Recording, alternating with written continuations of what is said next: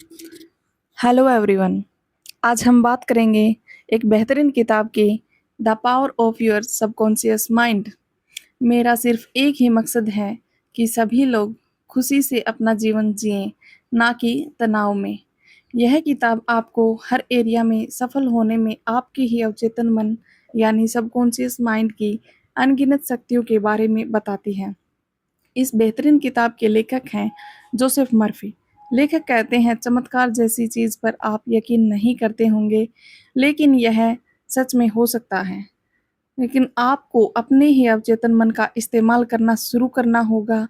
ये पुस्तक अपनी किस्मत पर भरोसा करने की बजाय ये बुक हमें हमारी किस्मत में सबकॉन्शियस माइंड के इस्तेमाल से खुद लिखने को प्रेरित करती है। सबकॉन्शियस का मतलब अवचेतन मन। इसका मतलब है हमारे दिमाग का एक हिस्सा जो चेतना में नहीं है। हमारे दो दिमाग होते हैं, चेतन मन और अवचेतन मन। चेतन मन जैसे कोई भाषा सीखना, कोई नई स्किल सीखना वगैरह।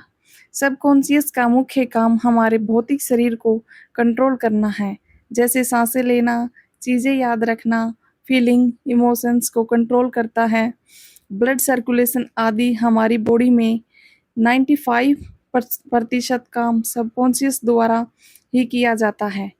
लेखक हमसे कुछ सवाल पूछते हैं, ऐसा क्यों है कि एक व्यक्ति सुखी है तो दूसरा दुखी, एक अमीर है तो दूसरा गरीब, एक व्यक्ति तनाव में है तो दूसरा आत्मविश्वासी और खुश, एक व्यक्ति सफल है तो दूसरा असफल है, व्यक्ति अपने व्यवहारिक जीवन में खुश है, दूसरा दुखी है, एक व्यक्ति बीमारी से ठीक हो पाता है, दूसरा नहीं हो पाता है, ऐसा क्यों है?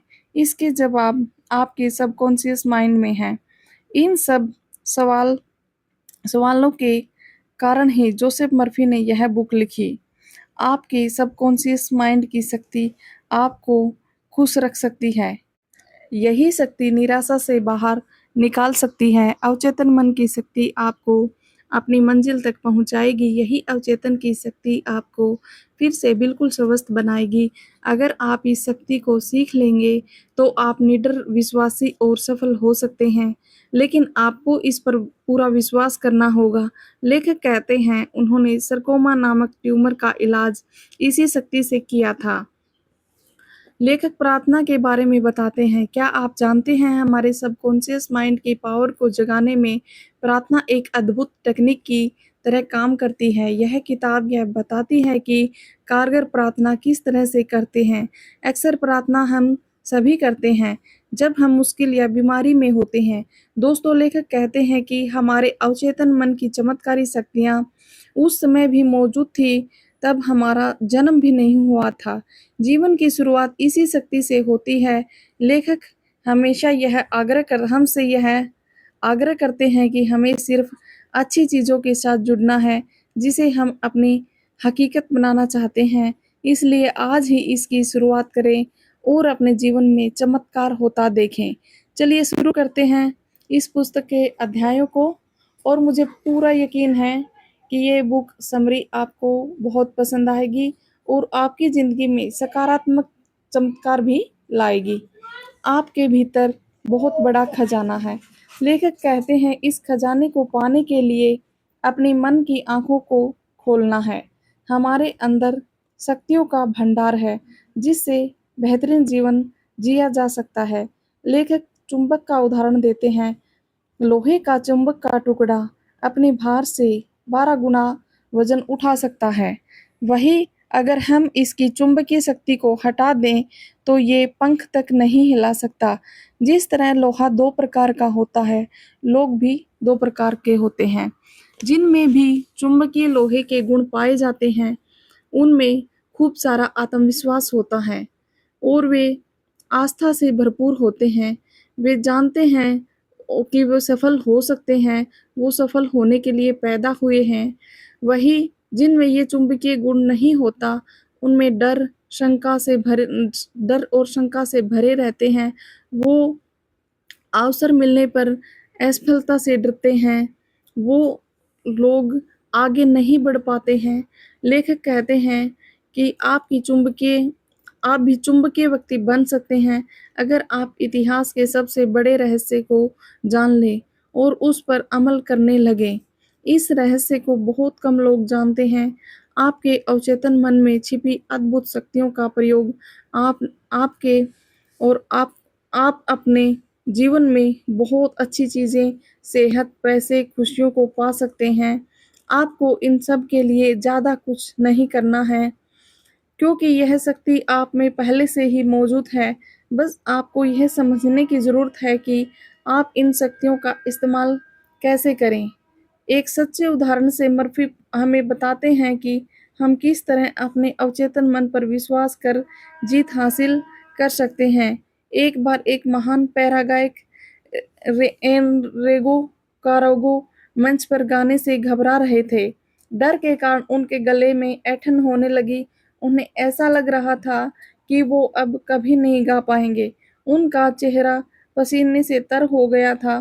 कुछ ही समय में उन्हें हजारों की भीड़ में मंच पर गाना गाना था। अचानक कांपते हुए उन्होंने कहा, मैं नहीं गा सकता। सब लोग मुझ पर हंसेंगे। लेकिन उसी पल वो दोबारा मंच की ओर मुड़े और अचानक से बोले, मेरे अंदर छोटा मैं है जो डरपोक और भयभीत है। वो अंदर से मेरे बड़े मैं यानी आत्मविश्वास और साहस का गला दबा रहा है।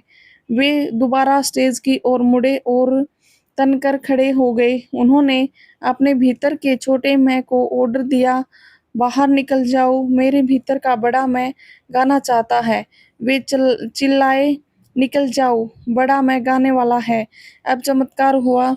उसके ऐसा बोलते ही उसके अवचेतन मन ने उसके अद्भुत शक्ति को आज़ाद कर दिया। फिर वो मंच पर गए। उन्होंने शानदार गाया। सभी लोगों को अच्छा लगा। ऐसा क्यों हुआ? ऐसा इसलिए हुआ क्योंकि उन्होंने अपने दिमाग की अवचेतन शक्ति पर विश्वास किया। आगे लेखक कहते हैं, एक कैप्टन एक जहाज का मालिक होता है।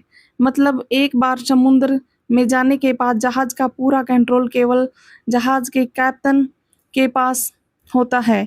बाकी लोग उसके उसके ऑर्डर्स को मानते हैं। इसी तरह हमारा चेतन मन हमारे जहाज यानी हमारे शरीर के कंट्रोल में होता है। हमारा चेतन मन अपने विश्वास और अनुभवों के आधार पर हमारे सबकॉन्शियस माइंड को आदेश देता है और हमारा अवचेतन मन मान लेता है। वो सवाल नहीं करता है। अगर आप ऐसा कहेंगे कि मेरे पास पैसे नहीं हैं, तो आपका अवचेतन मन इस बात को मान लेगा और इस बात को पक्का कर देगा। और फिर आपके पास पैसों की दिक्कतें आनी शुरू हो जाती हैं। एक दिन रीना नाम की लड़की एक दुकान के पास से गुजर रही थी, तो उसकी नज़र डिस्प्ले विंडो पर रखे एक सुंदर बैग पर पड़ी। उसने बड़ी आशा से उसे देखा कि कीमत देखते ही वह कहने लग वाली थी कि मैं इसको नहीं खरीद पाऊंगी। फिर उसको इस पुस्तक के लेखक जोसेफ मर्फी की एक लेक्चर की बात याद आ गई, कभी भी किसी नकारात्मक लाइन को पूरा मत करना। उसने इसी समय पलट कर पॉजिटिव बना दो, चमत्कार होता देखो। फिर मीना ने अपने वाक्य को सकारात्मकता में बदलते हुए कहा, ये बैग मेरा है, ये बेचने के लिए ही तो है। मैं मानसिक रूप से इसे स्वीकार करती हूँ। मेरा अवचेतन मन यह बैग मुझे जरूर दिलाएगा। और अब चमत्कार देखिए। उसी शाम मीना रेस्टोरेंट में अपने मंगेतर से मिली। वह गिफ्ट वही सुंदर बैग निकला जो उसके मंगेतर ने उसको दिया। जो उसने दोपहर में देखा था वो गिफ्ट वही था। ऐसा इसलिए हुआ क्योंकि उसने अपनी इच्छा को अवचेतन मन तक पहुंचा दिया। हमारा अवचेतन मन कुछ भी हासिल कर सकता है। इस अध्याय में हमने सीखा कि जीवन का नियम विश्वास का नियम है और ये विश्वास आपके दिमाग का विचार है। उन चीज़ों में विश्वास ना करें जो आपको नुकसान पहुंचाएं। अपनी अवचेतन मन की शक्तियों पर विश्वास करना, हमारा दिमाग ही हमारी सबसे बड़ी कीमती संपत्ति है। इसकी शक्तियाँ हमें तभी मिल सकती हैं जब हम इसका उपयोग करना सीख जाएंगे। लेखक कहते हैं, जब हमारा अवचेतन मन किसी चीज़ पर विश्वास करने लगता है तो वह उस पर काम करने लग जाता है। हैरानी की बात तो यह है कि ये विचार अच्छे हों या बुरे, ये दोनों पर समान रूप से काम करता है। अगर हम पॉजिटिव यानी सकारात्मक सोचेंगे, तो हमें सफलता, स्वास्थ्य और समृद्धि मिलती है। हमारा चेतन मन तार्किक होता है, संदेह कर सकता है, तर्क कर सकता है, प्रश्न कर सकता है। इसलिए हम अपने जीवन के सभी फैसले करना, जैसे कि पुस्तकें चुनना, जीवन साथी चुनना, घर खरीदने जैसे फैसले कर पाते हैं। हमारी हार्ट बीट यानी दिल का धड़कना, सांसें लेना आदि कार्य हमारा अवचेतन मन करता है। अगर आप मान लेते हैं कि आप में आत्मविश्वास नहीं है, तो आपका अवचेतन मन आपको कभी आत्मविश्वासी नहीं बनने देगा। आप कह सकते हैं, हमारा अवचेतन मन एक ऐसी मिट्टी है, जिसमें हम सभी तरह के बीज बो सकते हैं, चाहे वो अच्छी किस्म के हों या बुरी। इसमें होने वाली फसल आपके बीज पर निर्भर करती है। यहाँ बीज से मतलब आपकी सोच से है और फसल उस सोच के परिणाम से है। लेखक पूछते हैं कि क्या आप डर, चिंता और तनाव से परेशान हैं? इसका इलाज है अपने अवचेतन मन की शक्ति को पहचान कर आज़ादी, खुशी, अच्छी सेहत का आदेश देना। अब लेखक सुझाव की जबरदस्त शक्ति की बात करते हैं। कोई महिला बार-बार बोलती है, मुझे ये चीज़ें याद नहीं रहती, तो हमारा अवचेतन मन यह मान लेता है और महिला जब भी बोलती है, ये मुझे याद नहीं रहता, तभी अपने शब्दों को बदल देती है, बोलती है कि मुझे सब याद रहता है, मैं सब याद रख पाती हूँ और कुछ दिनों में उसका अवचेतन मन यह मान लेता है। अक्सर हमें बाहरी लोग भी नकारात्मक सुझाव देते हैं, जैसे तुम कुछ नहीं कर सकते, तुम फेल हो जाओगे। बचपन में हमें ये कई बार बोला जाता है कि तुम कुछ नहीं कर पाओगे, तुम फेल हो जाओगे, तुम्हें ऐसा नहीं करना चाहिए। हम धीरे-धीरे इन बातों को स्वीकार कर लेते हैं और सच मान लेते हैं। हमें इसका विरोध करना चाहिए। इसकी शक्ति आपको आपका अवचेतन मन देगा, पर इसके लिए आपको यह समझना है कि आपको उन्हें अस्वीकार करना है। बाहरी सुझाव आपको हर जगह मिलेंगे, घर में, ऑफ़िस में आदि। उनका उद्देश्य यह होता है कि आप ऐसा ऐसा ही सोचें और जो वो चाहते हैं वही करें, भले ही आपको नुकसान हो। आपके पास चुनने की शक्ति है, आप जो चाहते हैं वही चुनें। जोसेफ मर्फी एक घटना के माध्यम से बताते हैं कि किस तरह एक भयंकर बीमारी का इलाज किया गया।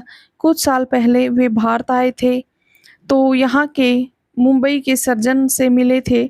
डॉक्टर जेम्स अजडल था वहाँ उस टाइम पे।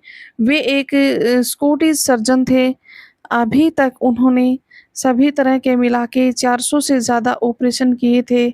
उस समय बेहोशी के इंजेक्शन की तकनीक नहीं थी, इसलिए उस समय केवल मानसिक एनेस्थीसिया दिया जाता था। मरीजों का कहना था कि उन्हें कोई दर्द नहीं हुआ और ऑपरेशन कामयाब रहा। मानसिक एनेस्थीसिया में मानसिक रूप से यह विश्वास दिलाया जाता है, उन्हें दर्द नहीं होगा और ऑपरेशन सफल रहेगा। इसमें हमारे अवचेतन मन ने प्रतिक्रिया दिखाई और मरीज में ऑपरेशन के दर्द को सहने की शक्ति दे दी। उसे महसूस भी नहीं हुआ कि उसका ऑपरेशन कर दिया गया। इस तरह हमारा अवचेतन मन दर्द से मुक्त कर सकता है। हमारे अवचेतन मन को सभी सवालों का पता होता है। आगे लेखक हमें बताते हैं कि हमारा अवचेतन मन एक पुस्तक की तरह है। इस पुस्तक में आप जो भी विचार, विश्वास या राय लिखते हैं, वही घटनाएं होने लगती हैं। अब लेखक खुद का उदाहरण बताते हैं कि किस तरह उन्होंने चर्म रोग ठीक किया, वो भी अपने अवचेतन मन से। इस पुस्तक को लिखने के 40 साल पहले चर्म रोग हुआ था। वो सबसे अच्छे डॉक्टर के पास गए और उस डॉक्टर ने सबसे अच्छी तकनीक का इलाज किया, लेकिन फ़ायदा नहीं हुआ। एक बार वो बहुत बड़े साइकोलॉजिस्ट के पास गए। साइकोलॉजिस्ट ने समझाया कि हमारे शरीर का निर्माण हमारा अवचेतन मन करता है, इसलिए वही इसे ठीक भी कर सकता है। इसके लिए सकारात्मक और आदर्श सोच की जो की आवश्यकता है। लेखक को उसके अवचेतन मन तक पहुँचना था। अब लेखक को साइकोलॉजिस्ट की बात अच्छे से समझ में आ गई और उन्होंने अपने अवचेतन मन के लिए एक प्रार्थना तैयार की। मैं जानता हूँ कि इस समय मेरे भीतर अद्भुत शक्तियाँ हैं, जो जानती हैं कि मेरा इलाज कैसे करना है और इसी शक्ति ने मेरे शरीर के सभी अंग, मांसपेशियाँ, हड्डियाँ बनाई हैं। मैं इस शक्ति का धन्यवाद देता हूँ, जो मुझे संपूर्ण बना रही है। लेखक ने इस प्रार्थना को दिन में 2 से 3 बार दोहराया और उनका चर्म रोग गायब हो गया। डॉक्टर हैरान थे, लेकिन लेखक जानते थे कि ये किस शक्ति का चमत्कार था। लेखक यहाँ एक और उदाहरण देते हैं। वो बताते हैं कि किस प्रकार एक महिला ने अपने अवचेतन मन की शक्ति से अपनी आँखों की रोशनी वापस पाई। डॉक्टर ने भी जवाब दे दिया था, लेकिन जब वो एक धर्मस्थल पर आस्था के साथ गई कि वहाँ जाने से उसकी आँखें ठीक हो जाएँगी और उन्होंने वहाँ का पानी अपनी आँखों पर लगाया और खुद पर विश्वास रखा, उनके उनके अवचेतन मन ने उनकी आँखों की मरी हुई कोशिकाओं को फिर से जीवित कर दिया। लेखक ने विभिन्न संस्कृतियों और धर्मों का गहन अध्ययन किया, जिसमें पाया कि पुराने समय में लोगों को ऐसी शक्ति पर विश्वास हुआ करता था, जो यह मानती थी कि वो भयंकर से भयंकर बीमारी को ठीक कर सकती है और सभी देशों का इतिहास इस विश्वास की पुष्टि भी करता है और ये शक्ति पुजारियों और धर्मगुरुओं के पास हुआ करती थी, जिसमें वे बीमारियों का इलाज करते थे। उनके तरीके सभी देशों में अलग-अलग थे, लेकिन एक चीज़ समान थी, वो थी ईश्वर की आराधना शामिल होती थी। इसके अलावा लोग ताबीज़, अंगूठियों, मंत्रों आदि का प्रयोग करते थे। इलाज इसलिए संभव होता था कि रोगियों ने धर्मगुरुओं पर अंधविश्वास करते थे। उनकी अवचेतन मन की शक्ति को आज़ाद कर दिया कि लेखक ऑस्ट्रेलिया के अपने एक रिश्तेदार के बारे में बताते हैं। उन्हें टीबी हो गया था। उनके बेटे ने अपने पिता की मदद करने का फैसला किया। बेटे ने सन्यासी के बारे में बताया और सन्यासी से अंगूठी लाकर दी। अंगूठी को लेकर प्रार्थना करते हुए उनके पिता सो गए। सुबह वो उठे तो ठीक हो चुके थे। इस कहानी में खास बात यह थी कि बेटे ने पिता को ठीक करने के लिए एक मनगढ़ंत कहानी बनाई थी। अंगूठी फुटपाथ से ली गई थी। अब तो आप समझ सकते हैं कि उनके पिता को कौन-सी शक्ति ने ठीक किया था। आगे का हम अगली वीडियो में कंटिन्यू करेंगे। वीडियो में अंत तक बने रहने के लिए धन्यवाद।